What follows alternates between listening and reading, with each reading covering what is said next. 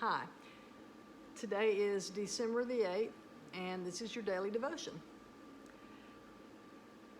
In these days of Advent, I've been reading the stories leading up to the birth of Jesus, and it occurs to me that if we feel at this time in our world a bit confused, concerned, a little fearful,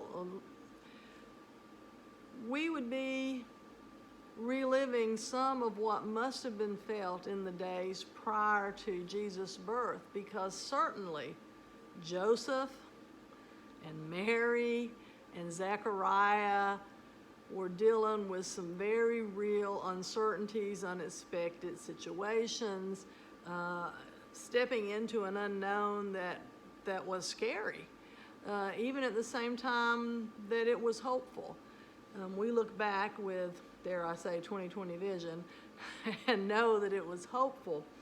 But at the time, it was just hard to believe and hard to understand what was happening.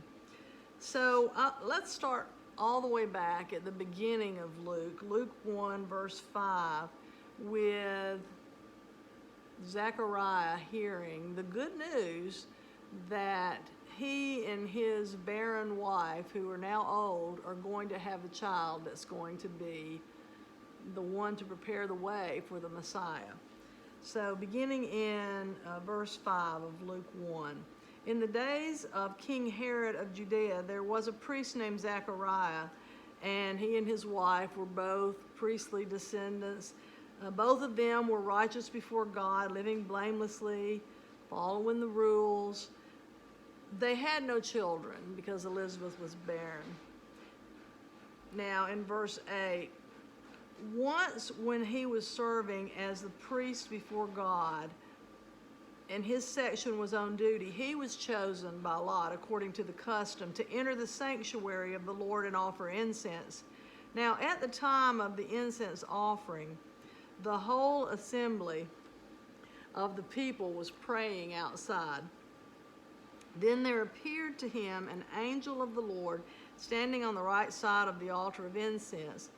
When Zechariah saw him, he was terrified, and fear overwhelmed him. But the angel said to him, "Do not be afraid, Zechariah, for your prayer has been heard. Your wife Elizabeth will bear you a son, and you will name him John.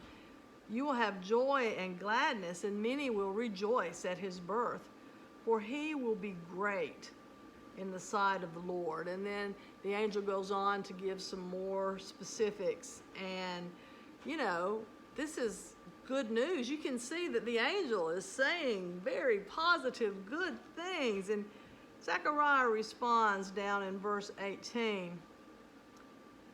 How will I know this is so? In other words, how am I going to know you're telling the truth? I am an old man, and my wife is getting on in years. The angel replied, "I am Gabriel. I stand in the presence of God, and I have been sent to speak to you and bring you good news. But now, because you did not believe my words, which will be fulfilled in their time, you will become mute, unable to speak until the day that these things occur." Sometimes I think that Zechariah got kind of a bum rap because Mary asked a question. I guess the difference, and Mary didn't get, shut up. But I guess the difference is Mary believed and wondered how it was going to happen. And Zechariah is saying, how am I going to believe this is true? How can I know? What are you going to do to prove? And this was apparently very disrespectful to Gabriel. How can I believe you? And it's as if Gabriel said, "Oh, really? Well, here's a way. You just be quiet until the deed is done, and then you'll be allowed to speak again." Ever wish you had Gabriel's powers? Well, me too, But the fact of the matter is, if we are wishing that we could zap some folks into muteness, there are folks wishing the same thing on us. In times of concern and fear and doubt and worry and uncertainty, I think perhaps maybe being still and quiet is not a bad way to be. To hear, to listen, and to receive. It's a gift that keeps on giving. It's a gift that we can receive and we can give by giving others a chance to be heard. Sometimes we need to hear what God is saying before we add our own comments. I'm preaching to myself here because this has happened to me fairly specifically. I was in a situation with a person that I loved very much. She had come through a program kind of similar to Still Waters.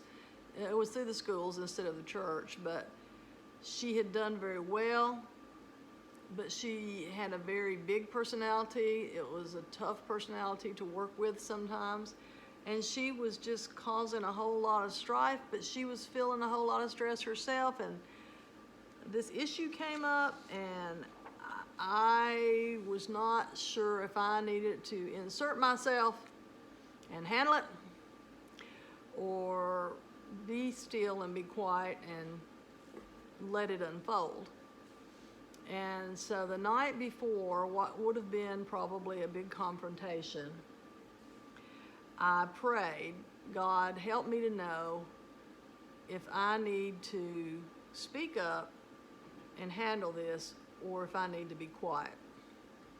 And I kid you not, the next morning I had laryngitis. So there you go. Prayers answered. And I guess it must have all worked out okay, because I don't remember anything negative coming of my forcible silence. And I had to laugh at and say, okay, God, I get your message. Sometimes it's okay to be silent. Sometimes that's a gift to us and to others.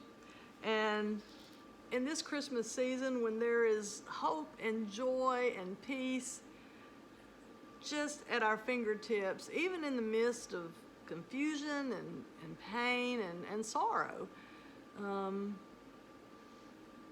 it might be a good time just to have peace and serenity in our hearts, to hear what God is saying, to see where God is leading. I know I need that. So I'm going to close this with the serenity prayer that I have adapted. You'll notice the 2 additions that I make to it. God, grant me the serenity to accept the things I cannot change, the courage to change the things I can, the wisdom to know the difference. And when I refuse to heed that wisdom, God, give me the grace to be quiet. Have a great day.